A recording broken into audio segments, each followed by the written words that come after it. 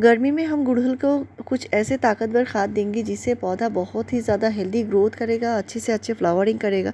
आपका पौधा कमज़ोर है, उसके पत्ते छोटे हो चुके हैं, फ्लावर का साइज़ छोटा हो चुका है, प्लांट में जो कलियां नहीं बन रही हैं या प्लांट की ग्रोथ रुकी हुई है, ये सारे समस्या के लिए ये खाद ज़रूर दीजिए। बहुत ही ज़्यादा ताकतवर खाद है और गुड़हल के लिए बहुत ज़्यादा ज़रूरी होती है। इसको कंप्लीट न्यूट्रिशन की ज़रूरत पड़ती है अच्छी ग्रोथ और अच्छी फ्लावरिंग देने के लिए। और गर्मी में कौन कौन से खाद देना है, इस पर भी मैंने कई सारे वीडियो शेयर किए हुए हैं। मार्च के महीने में कौन कौन से खाद देने हैं, क्योंकि अभी जो टाइम होता है पौधे को थोड़ा सा ध्यान रखना पड़ता है। बहुत ज़्यादा गर्मी बढ़ रही है तो फर्टिलाइज़र देने में भी थोड़ी सी सावधानी है। आपको सरसों खाली खाद जो है बहुत ज़्यादा नहीं देनी है। साथ में गुड़हल में अच्छी फ्लावरिंग हो, इसके लिए इसकी मिट्टी एसिडिक होनी ज़रूरी है। मिट्टी अगर एसिडिक नहीं होगी तो पौधा जो है सही से न्यूट्रिशन मिट्टी से ले नहीं पाएगा।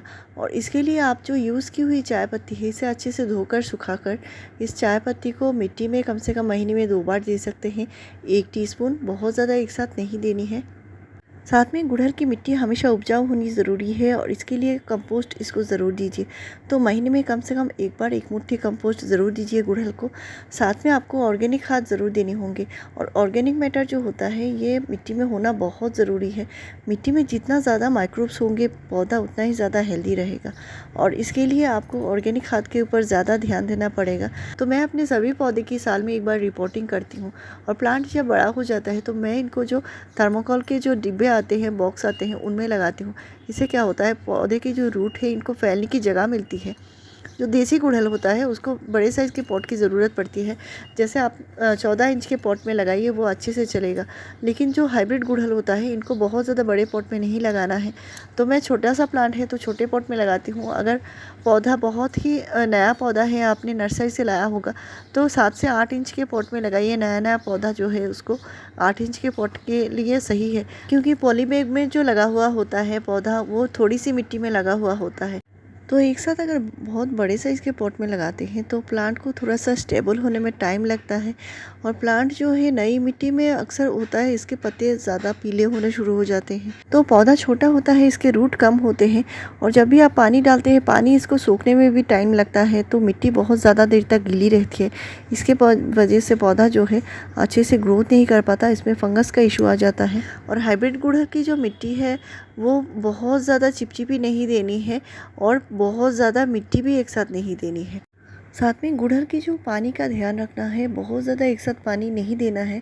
और अगर पानी पॉट की मिट्टी सूखने में टाइम लगती है तो मिट्टी सूखने तक का इंतज़ार आपको करना होगा। इससे पहले आपको फर्टिलाइज़र या पानी कुछ भी नहीं देना है, यानी गीली मिट्टी में आपको फर्टिलाइज़र पानी कुछ भी नहीं देना है। गुड़हल की मिट्टी जो है, मिट्टी अगर बार बार गीली रहेगी और आप फर्टिलाइज़र डालते रहेंगे तो इसको देने का कोई फ़ायदा नहीं रहेगा। आपका पौधा बिल्कुल भी हेल्दी नहीं होगा, पौधे में बार बार पीले पत्ते आएंगे, कलियां बार बार गिरती रहेंगी। और यही गलती हम करते हैं तो पौधा होता है ख़राब होने लगता है, पौधे में अच्छी ग्रोथ नहीं होती।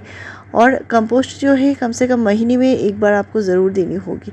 तो गुड़हल जो होता है हैवी फीडर प्लांट होता है, लेकिन नया पौधा है तो कम करके कंपोस्ट दीजिए। जैसे 1 मुट्ठी कंपोस्ट दे दिया उतना ही काफ़ी है।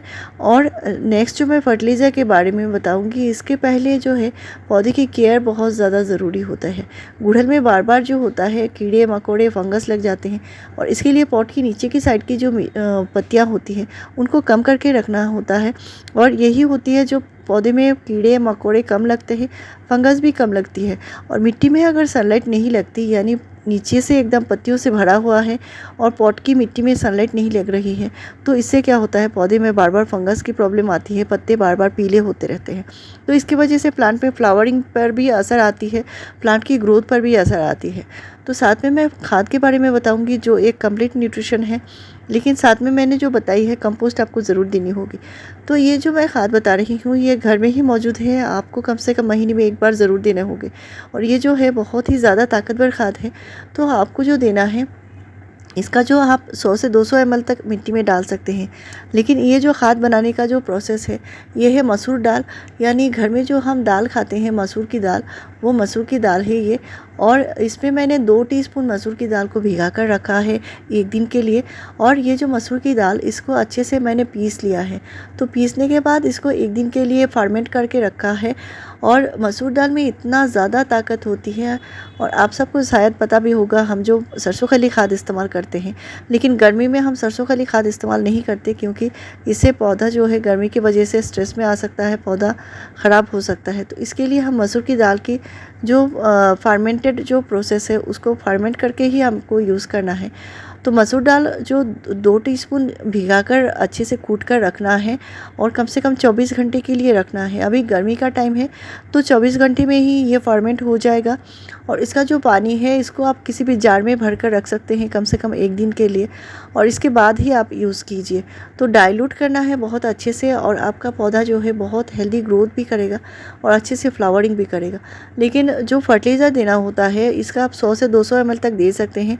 और इसका डाइल्यूट का जो रेशियो है, अगर 1 लीटर फर्टिलाइज़र बनाया है तो कम से कम 4 लीटर नॉर्मल पानी मिलाकर ही पौधे में डालिए। तो मसूर दाल जो होती है बहुत ही ज़्यादा ताकतवर होती है और हमारे लिए भी हेल्दी होती है, और इसमें भरपूर मात्रा में न्यूट्रिशन होता है। तो इसका आप महीने में कम से कम 1 बार इस्तेमाल कीजिए। साथ में आपको दूसरा खाद भी बदल बदल कर डालना होगा।